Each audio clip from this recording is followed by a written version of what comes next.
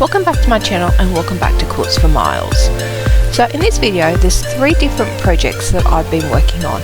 2 are going to be a complete finish, so you'll see the finished project, and the other one is a Bonnie Hunter project still called Daybreak.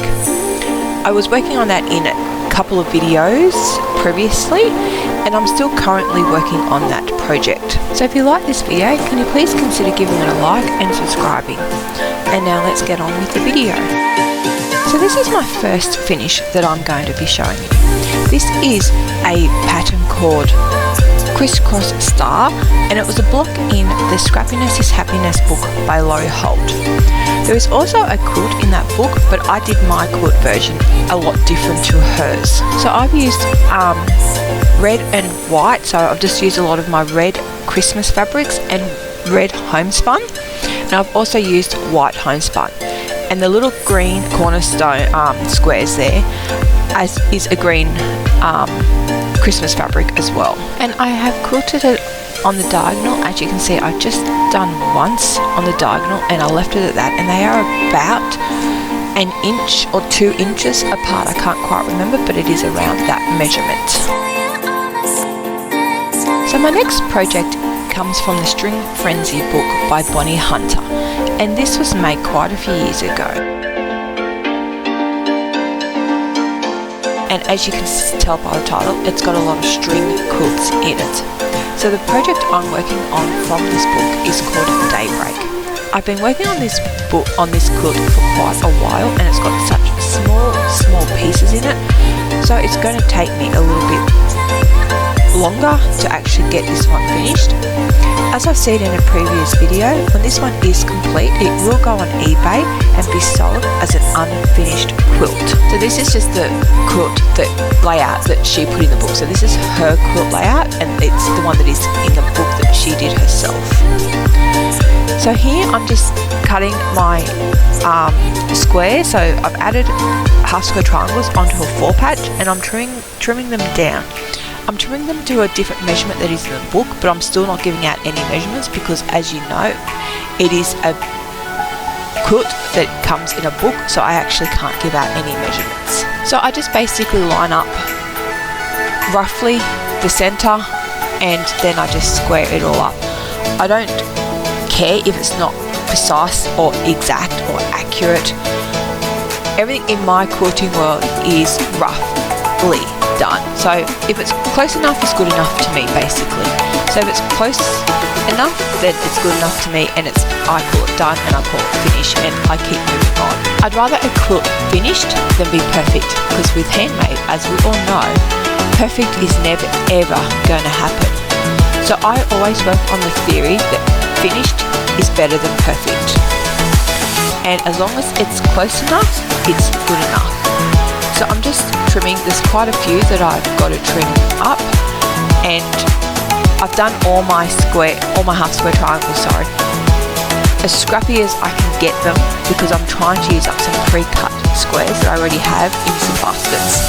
So the pre-cut squares were cut during the COVID times when starch was very hard to get, and so I'm trying to use them up because I like to starch all my fabrics. I'm trying to use up anything that has been pre-cut for this project, because this one is not starched, because it was actually started around the time that starch was so hard to get, like everything during COVID, and I stopped starching while I couldn't get it.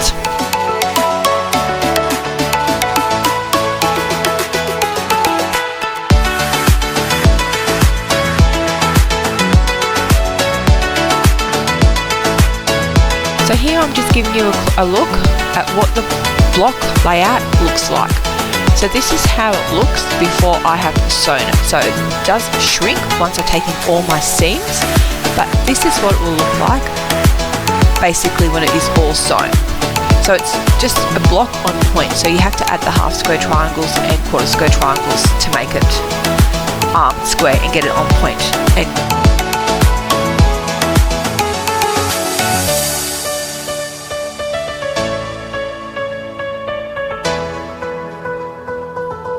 so every block does have a white or a neutral in the center of it. And this is my next finish. So this is the Evergreen quilt pattern by the Fat Quarter Shop. This is a free pattern, and it was done as a quilt along back in July, I think, as a 4-part quilt along, but I didn't quite do it as a quilt along because it was a mystery, and I don't like mysteries. I like to see the end result before I actually sew a quilt together, because I may or may not like it. But I really liked this one, and this one is my next completed project. Like, this is a completed finished project now. I just have to hand sew the hanging sleeve onto the back so I can actually put it on the wall. So here I'm just turning the sides of my hanging sleeve to get the sides so the raw edges on the sides aren't showing anymore. So that's basically what I'm doing here, is I'm prepping for the hanging sleeve to go onto the quilt.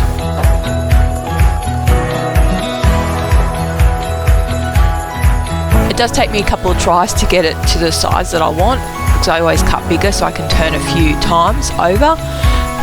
And then when I've got it to the size, I do 2 stitches on either side, and I just like that look of it. It just looks finished compared to the 1 stitch. So you'll see me do the 2 stitches, like I'm now just doing the 1, and I do go down onto the other side to do another stitch line. Even though you don't need it, I just like the look of that one.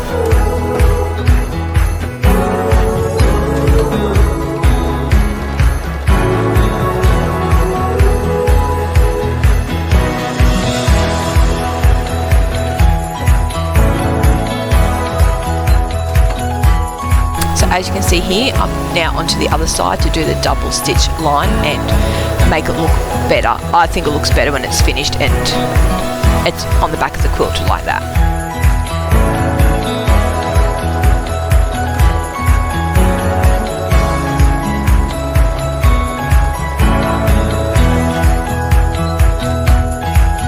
So here I'm just showing you what it looks like with the 2 stitch lines on the front of the hanging sleeve.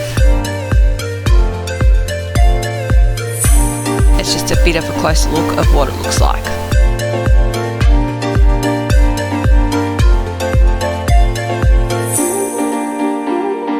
And here I've attached the hanging sleeve with my binding clips to the top of my wall hanging. And as you can see, this wall hanging I did crisscross for the quilting. So I do a big basting stitch to hold that in place until I get the binding done. So here I am doing the binding, so I'm folding the binding in half. I have, by the looks of it, I've already sewn it into 1 long strip, and now I'm actually just folding it in half so it can get sewn to the quilt. And from memory, I think this binding is cut at around 2¼ inches. I normally do 2½, but I'm pretty sure I took it down to 2¼ to try and get a tighter binding and not have so much of a gap between the end of the quilt and the binding. Like, there's normally a little bit of a gap, and you can feel where the quilt top ends.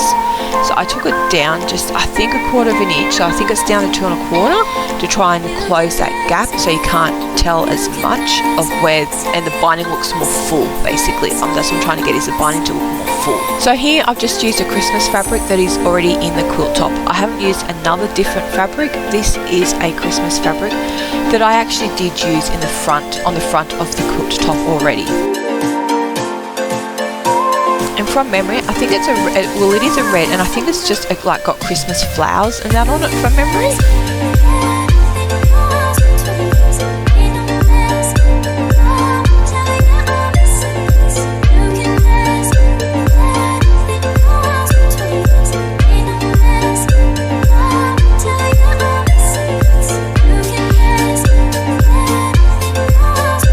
So this is, as you know, is a bit of a long process for ironing a binding strip in half, and it can be tedious, it can be slow, and it can be boring, but it is a necessary job to do.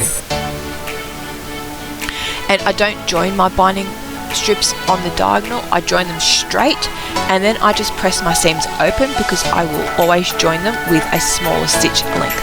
My stitch length is about 1.5 millimeters, and so that gives me the option to open my seams when I press them, and that does move the bulk, and I don't ever have any problems with the bulk and sewing a binding on with the seams like that. I've done it like that the whole time I've been quilting.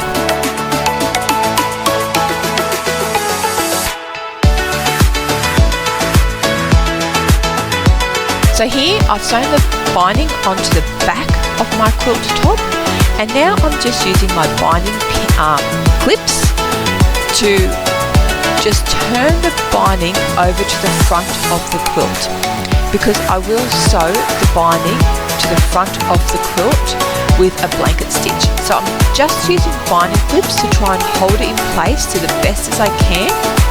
I will sometimes use glue. Glue works really well for this step, but sometimes I will also use binding clips. It just depends on how I feel at the time and what I want to use. I like the glue better because the corners still move, and you've got to be very careful when you're going around the corner when you're using binding clips. So I'm just turning it to do the next side. I basically use the binding clips until I don't have any left, and then I go to the sewing machine and sew it all down.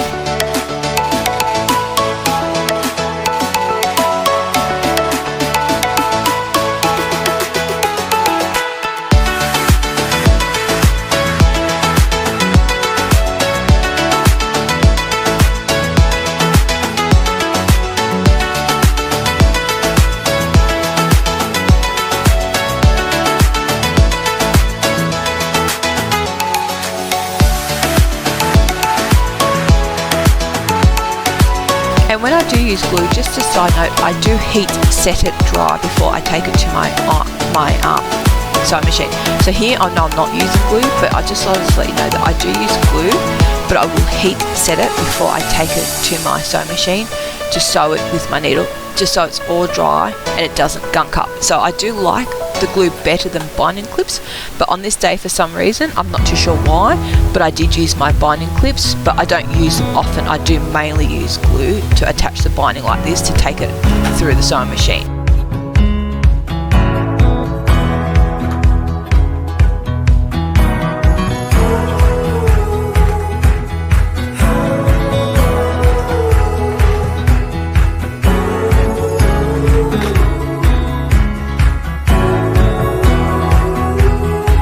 So here I'm just showing you what it looks like once I've sewn it to the front of the quilt. So as you can see, I have used a blanket stitch to sew it to the front of the quilt.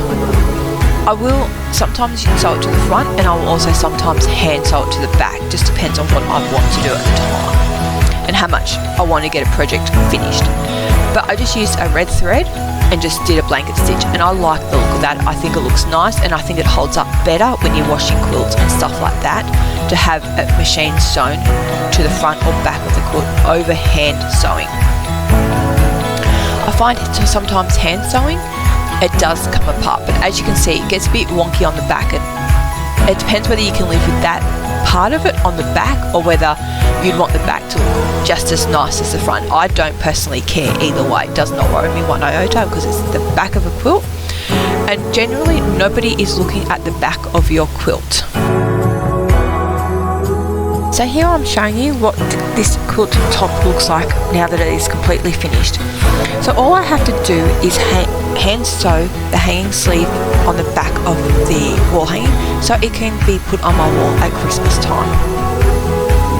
Just a side note, the rectangles around the Christmas tree was a pattern by Pat Sloan.